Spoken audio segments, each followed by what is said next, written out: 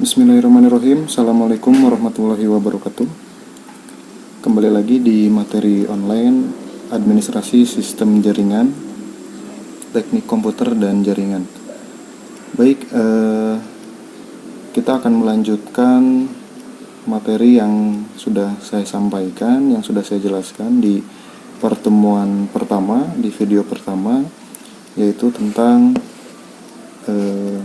sistem operasi jaringan, yang mana sudah saya jelaskan sistem operasi jaringan berdasarkan pengertian dan beberapa karakteristik dan fungsi-fungsinya. Baik, akan kita lanjutkan di sub materi yang sudah disampaikan di sebelumnya. Kita akan melanjutkan di bagian jenis-jenis sistem operasi jaringan, ya. Kita lihat di sini ada jenis-jenis sistem operasi jaringan berdasarkan layanan, atau kita sebut interface atau tampilan lebih sederhananya lagi. Jenis-jenis sistem operasi jaringan ini dibagi menjadi beberapa bagian, ya. Yang pertama itu ada yang disebut dengan sistem operasi berbasis GUI atau GUI, ya, atau singkatannya Graphic User Interface, ya, atau kalau kita bahasa Indonesiakan adalah tampilan pengguna secara grafis. Jadi jika kita mendengar kata sistem operasi jaringan atau sistem operasi yang berbasis GUI, otomatis di sini kita akan melihat bahwa sistem operasi yang kita gunakan itu memiliki beberapa desain tampilan grafis, ya. Atau kita baca secara definisinya adalah sistem operasi yang dalam proses instalasinya user atau pengguna tidak perlu menghafal sintak-sintak. Jadi sintak-sintak ini adalah perintah-perintah, ya. Sintak-sintak atau perintah atau bahasa pemrograman yang digunakan.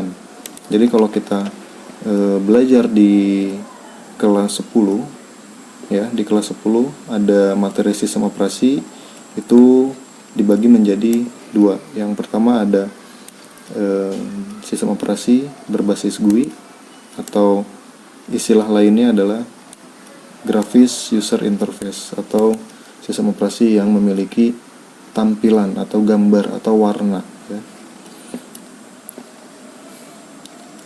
Nah, di sini ada beberapa contoh sistem operasi yang berbasis GUI. Itu ada dimulai dari Linux, Red Hat, ada Windows NT, ya, dari seri Windows, dan juga ada Windows 2000, Windows Server, Windows XP. Mungkin sebetulnya banyak, ya, seperti Windows 7, 8, dan 10. Nah, itu termasuk ke dalam kategori sistem operasi yang berbasis GUI atau berbasis tampilannya memiliki grafis, gitu, ya. Jadi selain dari warna juga memiliki gambar, atau kita cek di internet.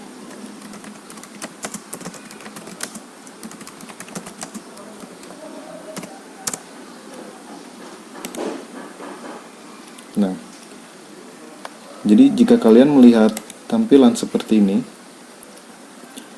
full warna, banyak warna, ya, bermacam-macam warna, baik dari segi instalasinya maupun pengoperasiannya, maka ini disebut dengan sistem operasi berbasis GUI, ya, berbasis GUI.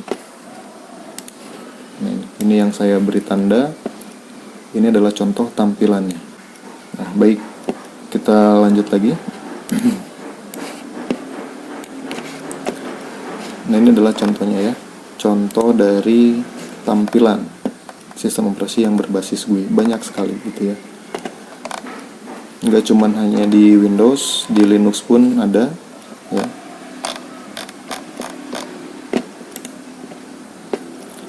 Nah, baik, itu adalah sistem operasi jaringan ya berbasis GUI atau sistem operasi berbasis GUI atau grafik ya, grafis. Jadi memiliki tampilan.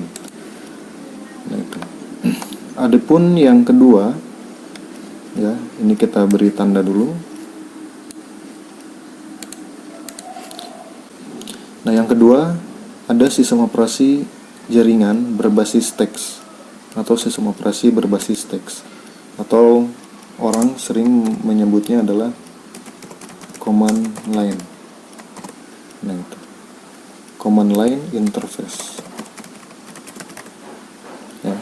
Kalau yang ini graphic user interface ya, kalau yang GUI. Kalau yang teks adalah command line interface ya, sorry, double M. Nah, command line interface. Jadi perintah tampilannya berupa baris teks. Nah, jadi yang kedua ini adalah sistem operasi yang hanya menampilkan teks saja ya. Nah, mungkin banyak teman-teman yang masih bingung bagaimana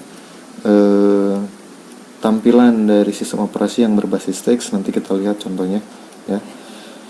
Nah, secara definisi adalah sistem operasi yang proses instalasinya, jadi ketika mulai menginstal di awal sampai pada akhirnya itu disuguhkan atau ditampilkan tidak berupa warna atau tidak berupa gambar-gambar yang memudahkan, tetapi proses instalasinya hanya menggunakan teks atau perintah saja ya. Nah, di sini pengguna diharapkan untuk menghafal perintah DOS ya, yang digunakan untuk menjalankan suatu proses instalasi sistem operasi tersebut ya. Nah, diantaranya sebagai berikut. Contoh yang sering banyak di pasaran itu adalah sistem operasi Linux Debian ya, Linux Debian. Jadi di keluarga Linux itu lebih banyak ya. Nah, di Linux SUSE, Sun Solaris, Mandrake, dan lain-lain lah ya. Nah, untuk di seri Windows, itu ada Windows NT atau network ya, ada Windows 2000 server atau 2003 server.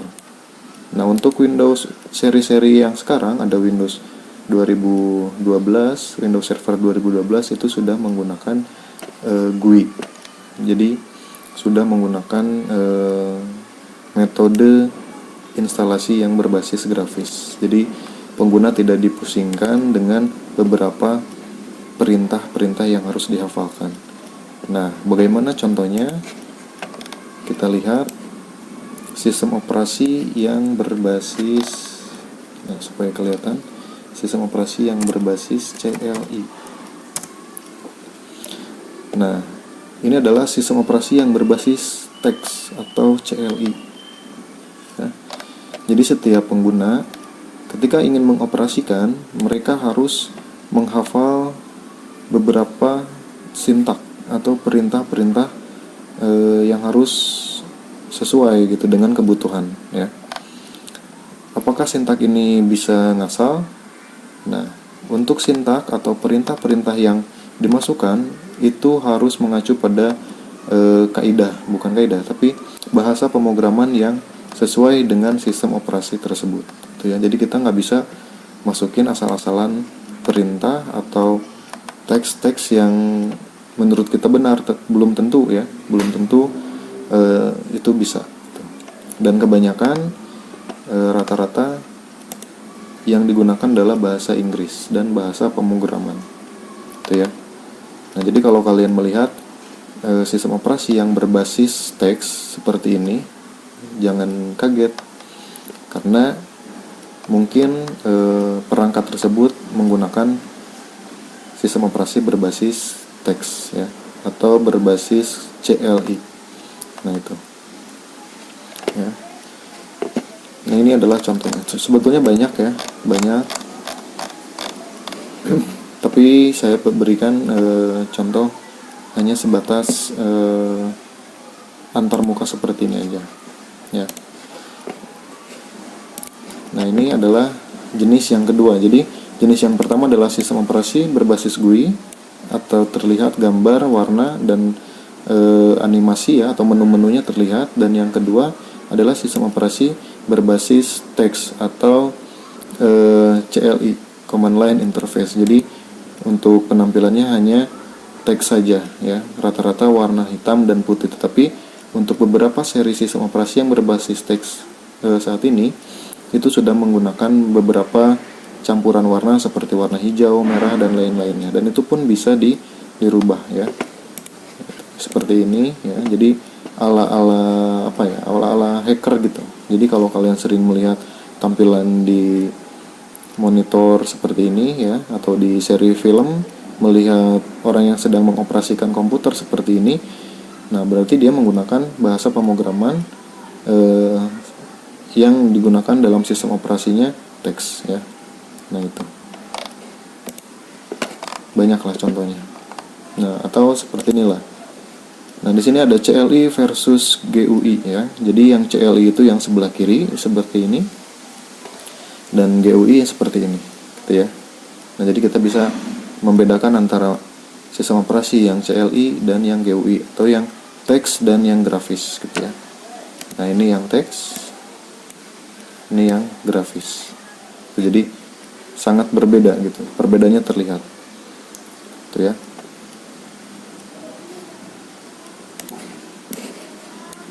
Oke, kita kembali lagi.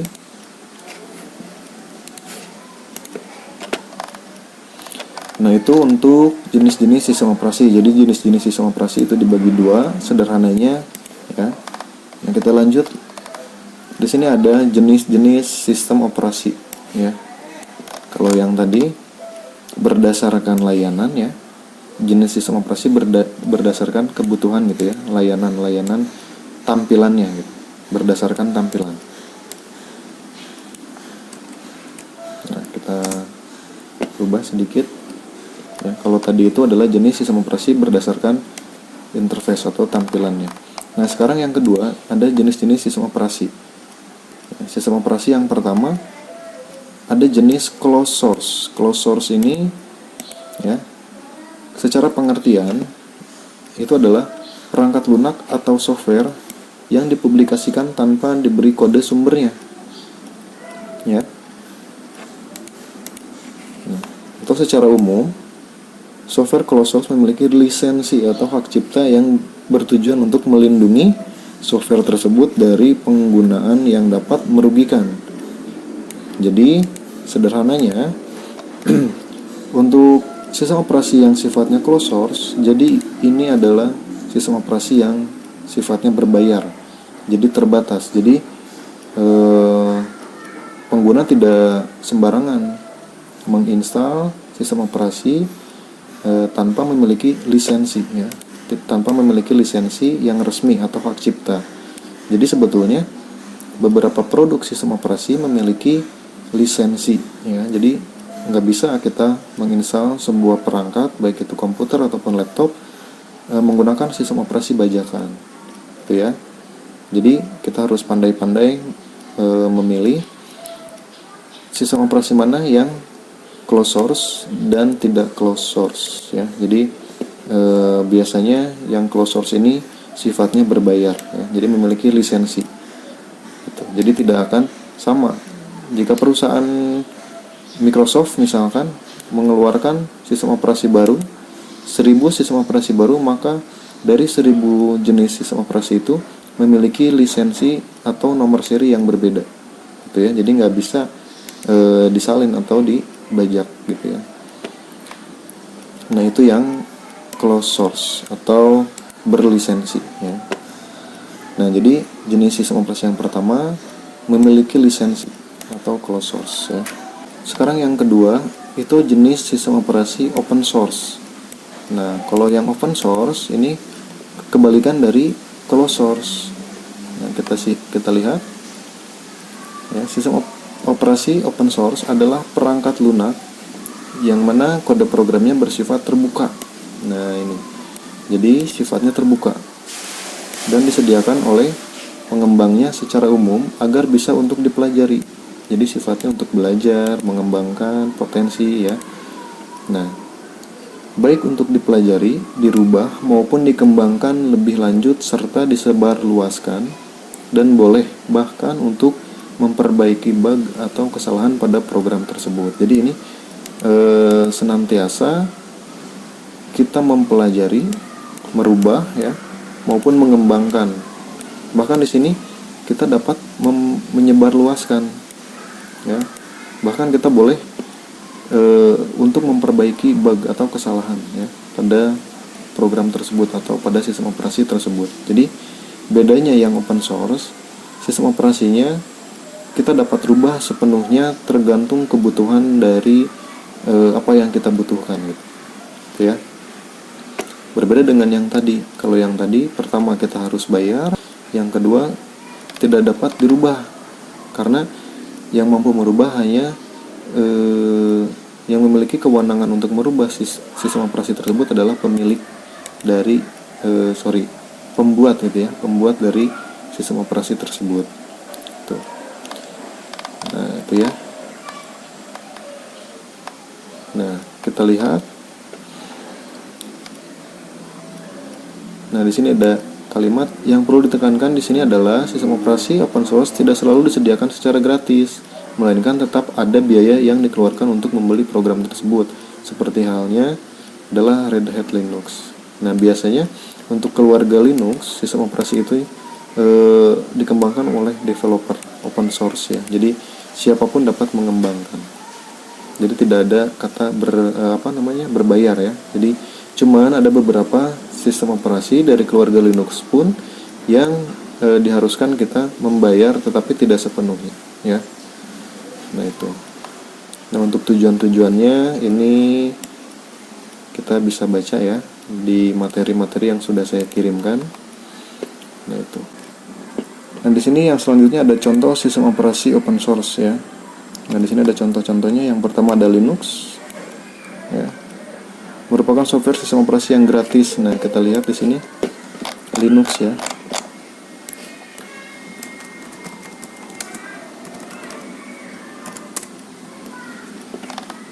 Nah ini logonya.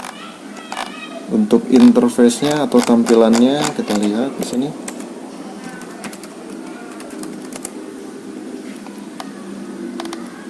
Nah di Linux pun ada yang menggunakan GUI ya, GUI juga ada.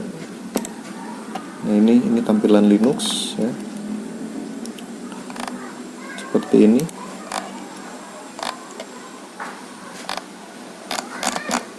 Misalkan Linux Debian ya, kita lihat Linux Debian. Nah ini adalah tampilan dari Linux Debian, sama sebetulnya, sama aja ya, tapi ini yang GUI. Nah kita lihat yang CLI nya. Nah untuk yang CLI seperti ini. Nah ini adalah tampilan dari Linux ya. Seperti ini Linux Ubuntu. Nah itu ya. Nah ini adalah proses instalasi di awal, tampilannya seperti ini. Nah mungkin itu aja ya yang bisa saya sampaikan untuk materi di submateri sistem operasi jaringan ya. Karena setelah ini kalian harus melihat di video selanjutnya, saya akan menjelaskan materi tentang DHCP ya. Nah jadi kita kasih tanda bahwa sistem operasi jaringan secara dasarnya sudah saya jelaskan. Nanti akan kita lanjut ke DHCP server ya. Baik, jangan lupa share ke teman-teman, jangan lupa like ya, dan juga jangan lupa di subscribe channel di materi online ini. Assalamualaikum warahmatullahi wabarakatuh. Terima kasih.